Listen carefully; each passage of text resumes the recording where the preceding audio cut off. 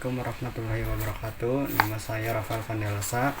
Di sini saya akan menjelaskan tentang PLTP atau pembangkit listrik tenaga panas bumi. Pada tahun 1913, Larderello menjadi lokasi pembangkit listrik panas bumi komersial pertama di dunia, merupakan tonggak sejarah pada keandalan energi panas bumi dalam skala besar.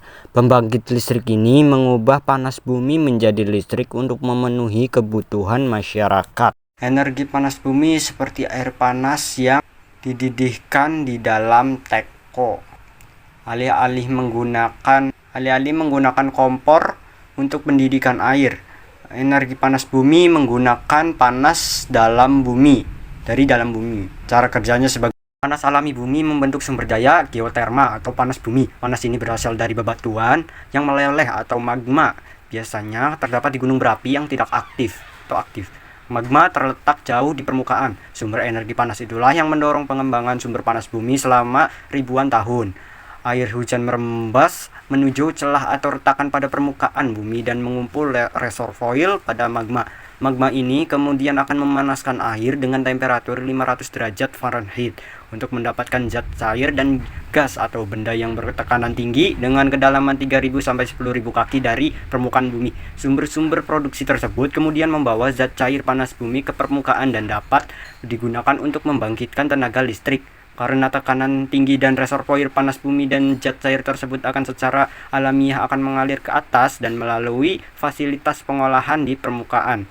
Zat cair panas bumi mengalir melalui wellhead atau kepala permukaan atau kepala sumur dan jaringan pipa sebelum dialirkan ke separatur, di mana uap panas dipisahkan dari air panas. Air panas yang dipisahkan tersebut disebut brine. Kemudian diinjeksikan kembali ke reservoir, lalu akan dipanaskan kembali oleh magma dan akhirnya dimanfaatkan lagi. Inilah yang menjadikan panas bumi sebagai energi terbarukan. Dari separator uap panas dialirkan ke pembangkit listrik melalui sistem jaringan pipa besar di bawah tanah.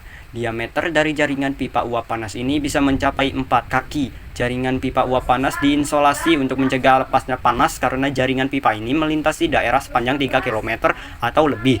Jaringan pipa ini panas sekali dan akan memuai jika diisi uap panas. Oleh karena itu, pada setiap beberapa ratus kaki didesain pipa lingkar pemuaian. Uap panas akan mengalir proses pemurnian terakhir untuk menghilangkan semua kotoran dalam fasilitas scrubber.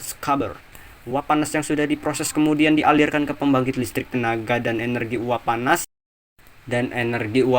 digunakan untuk memutar bilah-bilah turbin kemudian memutar poros dengan pembangkit listrik. Muatan listrik tidak sekedar putaran magnet di dalam generator. Muatan listrik mengalir melalui kabel tembaga menuju trafo. Di dalam trafo, tegangan dinaikkan sebelum listrik dialirkan ke jaringan transmisi Jawa Bali dan kemudian salurkan ke rumah-rumah di dalam industri.